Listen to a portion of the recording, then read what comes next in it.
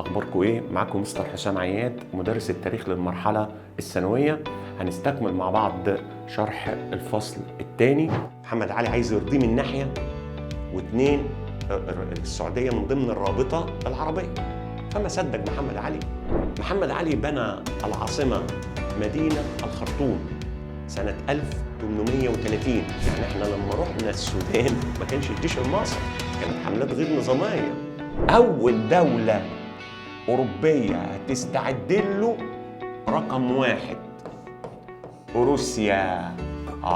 يبقى إيه موقف الدول الأوروبية من محاولات محمد علي الانفصالية بعد صلح كوتاهية؟ الضرب في الميت حرام. قال له بص يا محاميح، خد مني يا حبيبي فرمانات فبراير. أين الحروب التي خاضها محمد علي لا تخضع لفكرة الرابطة العربية. سؤال كويس، ربنا يوفقكم والسلام عليكم.